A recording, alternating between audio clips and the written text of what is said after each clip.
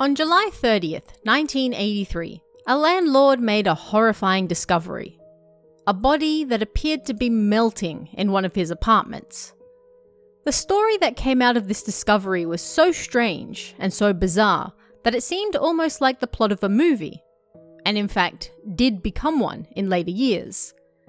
This is the story of the Last Dance murder, a case that took the entire country by storm. Please note that the names of both the victim and the perpetrator were never released, so they are referred to simply with letters, as they are in the Japanese media. Towards the end of July 1983, residents in an apartment building in Nerima Ward, Tokyo, noticed a strange smell coming from one of the nearby apartments. A neighbour notified the landlord, who then went to visit the apartment personally to uncover what was going on. The landlord knocked, but there was no response. There was indeed a terrible smell coming from inside the apartment, and so, fearing the worst, the landlord entered using his own key. Inside, he made a horrifying discovery. The room was being rented to a 23-year-old woman, A, and inside, he discovered a body beneath the tatami mat flooring that was so badly decomposed that it appeared to be melting. And, as if that wasn't enough, it was holding what appeared to be a stick of dynamite. The police and bomb squad were immediately called in, and it quickly became the talk of the town. What on earth could have happened in this small apartment in Nerima?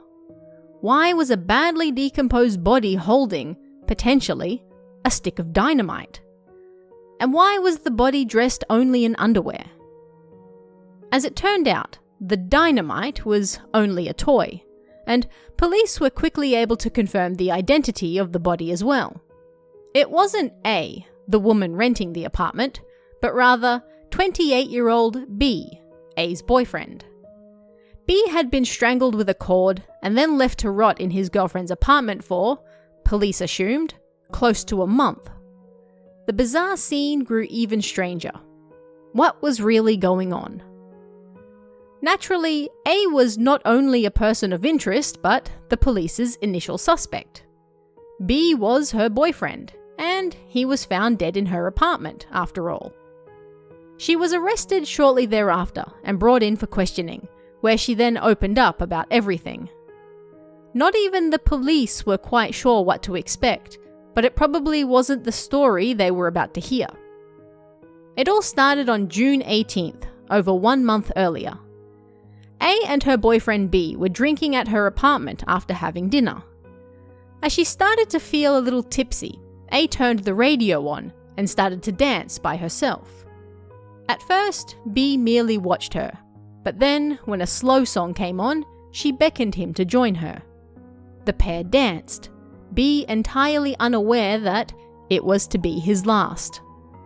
After the song ended, the pair, now in the mood, then went to bed together. Quite tipsy and exhausted, B eventually fell asleep, and sometime after midnight, after looking down on her lover's face, A grabbed a nearby telephone cord and wrapped it around his neck. But why would she do such a thing? A and B first met in 1978 as members of the film club at Kanto Gakuin University. B came from a wealthy family and was heavily involved in the student movements of the time. He was strongly anti-establishment and often spoke to A about his participation in the Sanrizuka struggle and his admiration of the anarchist Osugi Sakae. He also, reportedly, spoke almost entirely about himself and little else. At first, A was attracted to B's ideas and enthusiasm, and they both shared a love of film as well. To A, B seemed to hold strong ideals, had a strong sense of self, acted like a leader amongst their club members, and to her young and impressionable eyes, truly seemed like a grown-up who had his stuff solidly together. The pair started dating, and this continued for the next 5 years. However, over time, A grew to despise B. He picked her up from her parents' house to take her to university every day, and even forced her to join his own classes at times so they could be together. She was in the 1st grade, he the 4th. When she started part-time work at a coffee shop, he would also drive her to and from her shifts as well. He controlled her every move, ensured she was never too far away, and reportedly told his friends, "She'll become a great woman if I raise her right." Another time he said, "I will make her the woman of my dreams." And his controlling nature only grew worse. He made her walk around school drinking clearly visible alcohol to ruin her reputation, coerced her into various acts to test her limits, and even dictated what books she should read so that she would share the same political beliefs as him. He also made her constantly report to him about what she was doing and who she was with when she wasn't with him. People around them even mocked the pair, calling B a guru and A his follower. Even after B graduated from university, nothing changed. Initially, he got a job, but he soon quit and instead lived off a monthly allowance his wealthy parents gave him, only occasionally helping out at a small restaurant his grandmother ran. He wanted to be a cameraman or a journalist, but things didn't quite work out. Meanwhile, A was cast in a lead role for the film club, and this role just happened to have a kissing scene. B showed up on the set and demanded that the scene be removed. This, it seemed, finally pushed A to the edge. Despite B's best efforts, she had been developing her own ideas and beliefs, and she strongly leaned into the idea that women could also be strong and independent. They should not constantly be controlled by men. B often told A that women should stand on their own 2 feet, and yet his actions betrayed his words. A started to rebel. She insisted on doing the kissing scene against B's wishes and constantly pushed back against him. And, unlike B, A quickly found full-time work after graduating from university.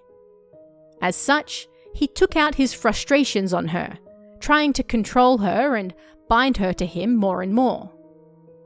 He was the type of person who liked to impose his ideals on women, one of his female friends reportedly said.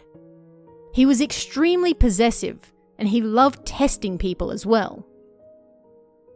It was A's job that was ultimately the turning point in their relationship, as A was exposed to a whole new world and came to realize that B really wasn't the man she thought he was.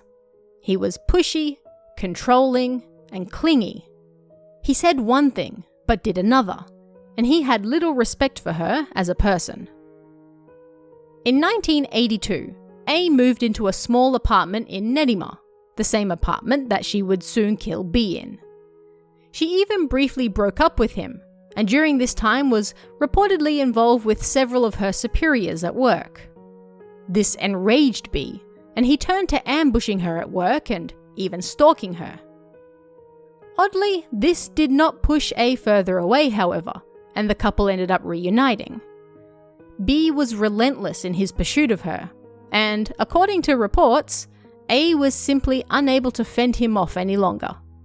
Part of her did still like him, and perhaps the ideal she had of him when they first met.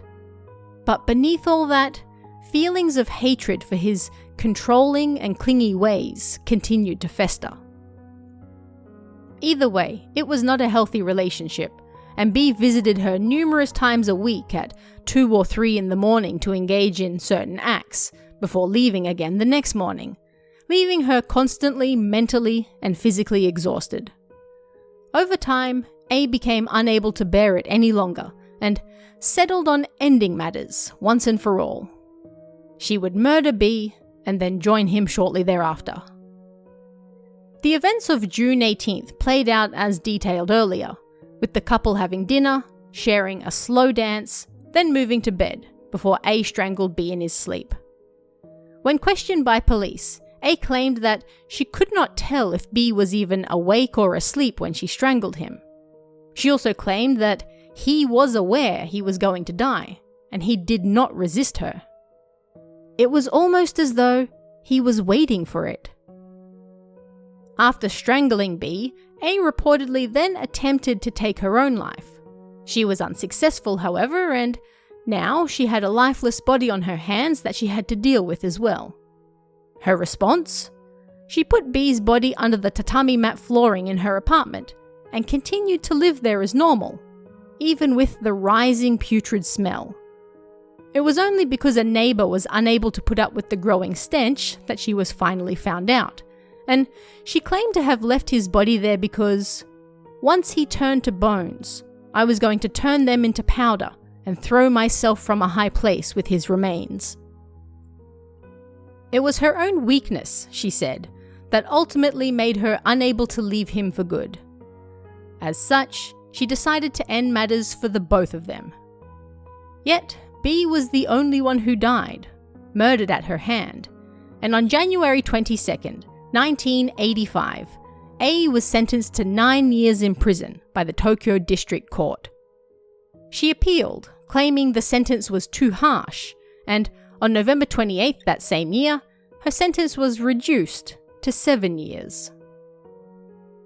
This strange love story that resulted in murder has been turned into numerous plays and films over the years, with perhaps the 2008 movie, Suna no Kage, Shadows of Sand, being the most famous adaptation. A was up for release from prison in the early 1990s, but what happened to her after that is unknown. But what did you guys think of this one? Let me know in the comments below, and I'll see you again next time.